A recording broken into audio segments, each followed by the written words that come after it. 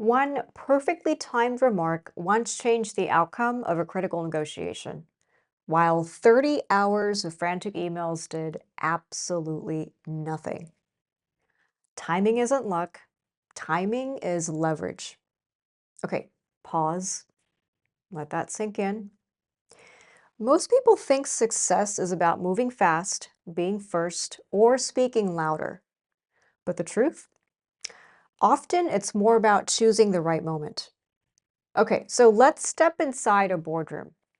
There's a group of executives. Everyone is talking, ideas are flying, hoping something actually sticks. There's a lot of motion, but very little clarity. The CEO listens, his eyebrows are raised, and he's probably thinking, ah, is this what I'm really paying for? Amid the noise, one VP sits back.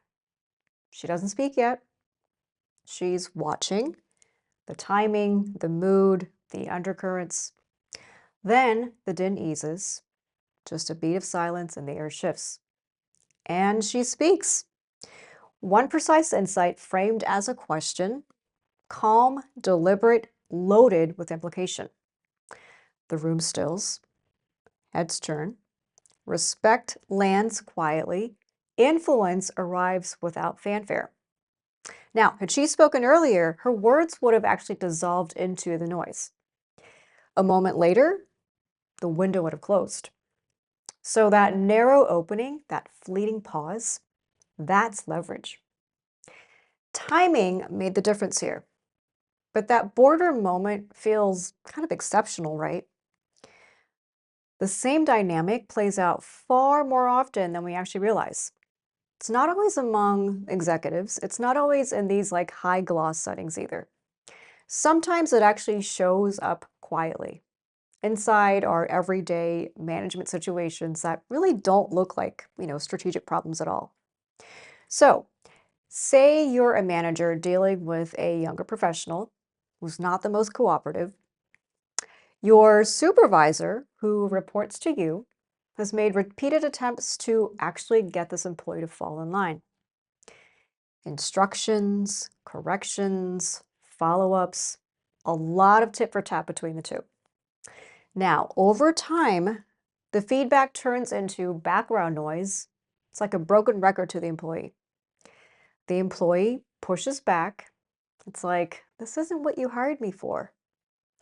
Resistance hardens. The supervisor becomes more vigilant, more sensitive, more reactive. Every pause, every deviation now reads as defiance. Now, from your vantage point, it's a few layers above, the pattern is actually pretty obvious. It's no longer about performance. This is actually a timing issue. But you decide not to intervene immediately. You watch, you let the cycle exhaust itself.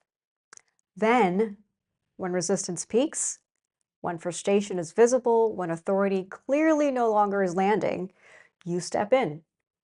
One conversation, one reframing, one clear line about expectations and role boundaries. Dynamic shifts, not because you said anything extraordinary, but because you said it when the system was finally ready to hear it. That's the lesson here. Constant feedback is an influence. At a certain point, it becomes noise. Strategic intervention, when it's timed correctly, resets the entire field. So, what does this look like in practice? Okay, so in leadership, when feedback stops working, more feedback is definitely not the answer. Repetition erodes authority. In tense dynamics, the moment to intervene is rarely at the first sign of friction. It's when the pattern has fully revealed itself.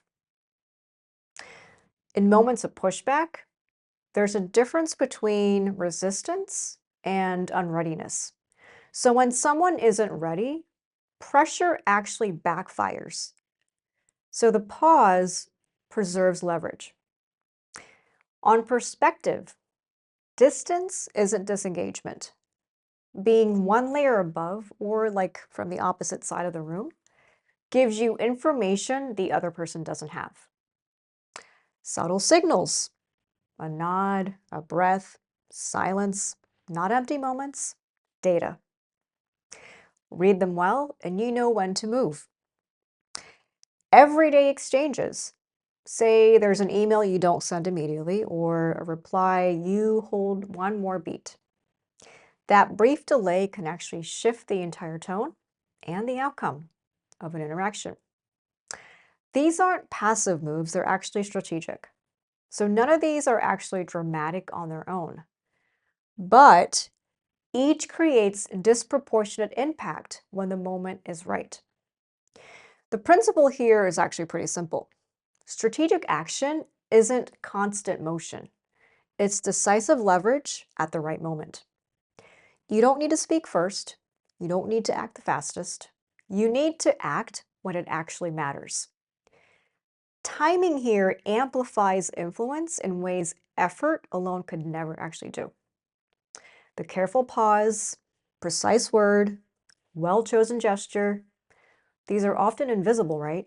But unmistakable in their effect. Okay, so go back to the boardroom. One pause, one precisely timed remark. The noise fades, the room reorients, influence starts to take shape. Now, the managerial moment. Not more feedback, not louder direction. One well timed intervention after the pattern is visible, after repetition has lost the power. The dynamic resets. Different settings, same principle.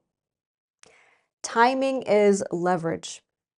The pause before you speak, the moment you choose to step in, the discipline to wait until your move actually matters. These are not dramatic gestures. They're quiet decisions that determine whether your influence lands or disappears into the noise. So remember, one move, the right moment, maximum impact. Timing isn't luck, it's leverage.